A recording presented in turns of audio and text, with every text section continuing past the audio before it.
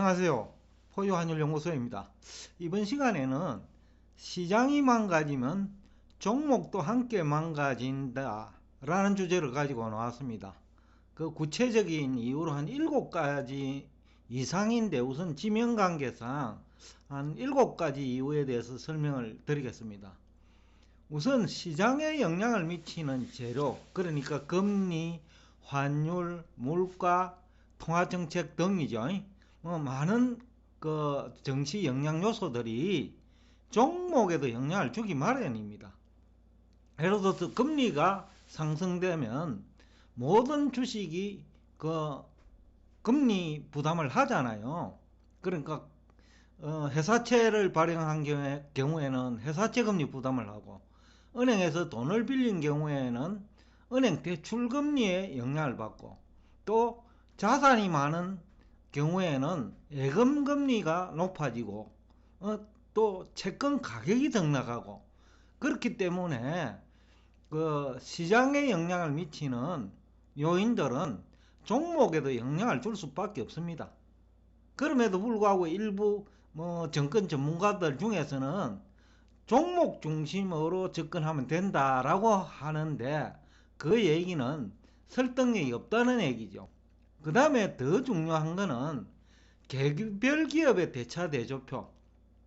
앞에서도 대차 대조표 얘기를 했는데, 개별 기업의 대차 대조표는 자산시장, 그러니까 가상자산, 주식, 채권 중에서도 그 우량기업 채권, 아니면 등급이 BBB 등급 이하 채권, 그 다음에 국채, 다양한 자산 시장 또는 실물 경제를 매개 변수로 상호 밀접하게 연결되어 있습니다.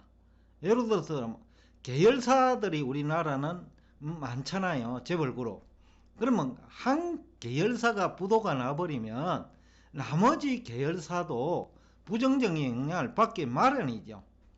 예를 들어서 삼성그룹을 예를 들면, 삼성전자 주가가 올라가면 삼성전자 주식을 가지고 있는 개별 기업의 계열사 주식도 올라가지요. 왜냐하면 대차 대조표에 있는 삼성전자 주가가 오르기 때문에 재무 구조가 건실해지거든요.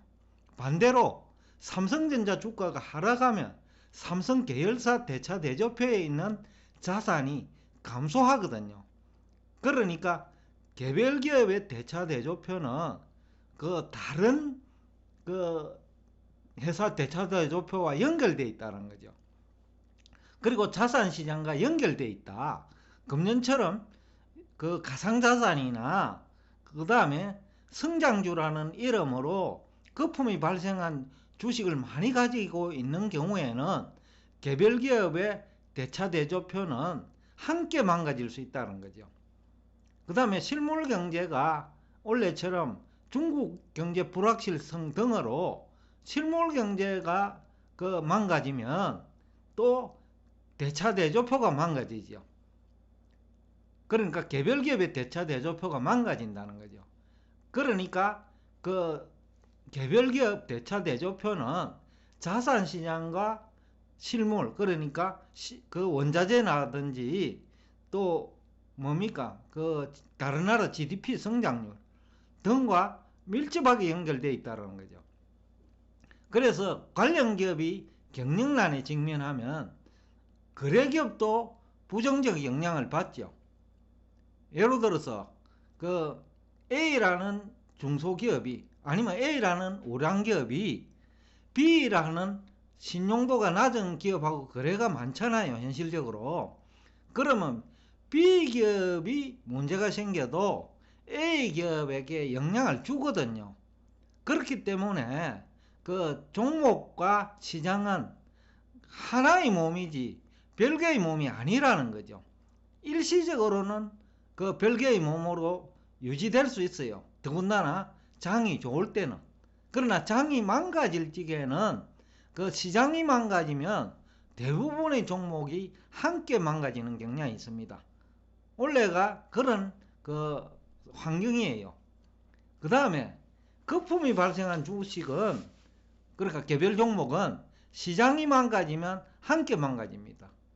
왜냐하면 그 거품이 발생했다는 것 자체가 그 가격 하락 위험이 항상 있다는 거예요. 그러면 시장이 망가질 적에 함께 망가지는 경향이 있습니다.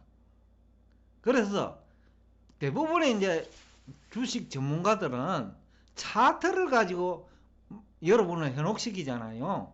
차트에 개최해 가지고 올라가면 추가적인 상승, 내려가면 추가적인 하락, 또 어느 정도까지 하락하면 지지대, 또 어느 정도까지 올라가면 뭡니까? 저항선. 이런 것들이 시장이 망가지면 그 설득력이 없어집니다. 개별기업 매출액과 영업실적 관련 정보를 가져야만이 오히려 그 종목의 향방도 알 수 있다는 거죠. 그러니까 차트에서 가격이 결정되는 것이 아니고 개별기업에 영향을 주는, 그러니까 개별기업 매출액과 영업실적에 영향을 주는 다양한 요인들에 의해서 가격이 결정된다는 거죠. 그래서 차트 분석에 의한 접근 방법은 성공할 확률은 낮고 실패할 확률은 굉장히 높다. 오늘 이 주제를 선정한 이유는 정시에서 알려진 유명 방송 채널에서 전문가로 나오신 분이 그 개별 종목은 괜찮는데 왜 망가지느냐 라는 의문을 제기하는 거예요. 그거는 주가 결정 원리를 모르기 때문에 하시는 말씀이에요. 지금까지 한 3개 내지 4개 얘기만 듣더라도 시장이 망가지면 종목은 함께 망가지거든요. 그러니까 우량기업도 실적이 좀 개선되더라도 결국은 시차를 두고 영향을 받을 수밖에 없기 때문에 일시적으로 영업실적이 개선돼 가지고 해당 기업에게는 우호적인 환경을 조성하더라도 전체 시장이 망가지면 시간의 문제일 뿐 같이 망가진다는 거죠. 그러니까 종목에서 우량 그 호재가 있다고 하여 그 가격이 조금 내렸다고 들어가다가는 당할 수 있다는 얘기가 오늘 주제의 본질이지요. 그 다음에 이제 포유 환율 연구소만이 얘기할 수 있는 영역일지도 모르겠는데 소득 수요 곡선은 우상향합니다. 그러니까 소득이 증가하는 국면에서는 자산소득이든 임금소득이든 아니면 물가 등으로 실질소득이든 아니면 금리 변동으로 금융비용의 상승 또는 그 하락에 따른 감소에 따른 그 소득 수요 곡선이든 소득이든 실질 소득이 감소하면 하락폭이 커지는 경향이 있습니다. 반대로 실질 소득이 증가한다면 대부분의 국민들이 실질 소득이 증가하는 국면에서는 상승폭이 커지지요. 왜냐하면 수요 곡선 자체가 우상향하기 때문이에요. 그러면 올라가는 국면에서는 가격 상승폭이 예상보다 커지고 즉 거품이 발생하고, 하락하는 국면에서는 즉 실질 소득이 감소하는 국면에서는 가격 하락폭이 커지는 거죠. 그러니까 이것 때문에 기술적 분석 또는 차트 분석을 무력화시켜 버립니다. 그러니까 아무리 종목을 전문적으로 연구하는 사람도 차트 전문가라 할지라도 그 기술적 분석을 무력화시켜 버립니다. 그래서 최근에 종목을 잘 선정하면 된다는 그런 주장을 하시는 분들도 다 당해버린 거죠. 그 다음에 6번째로 시장금리 상승 시에는 적정 주가 손익전이 낮아집니다. 여기서 시장금리만 예를 들었는데 환율이 상승해도 마찬가지입니다. 환율이 상승하면 수출기업은 또는 관련기업은 다 망가지거든요.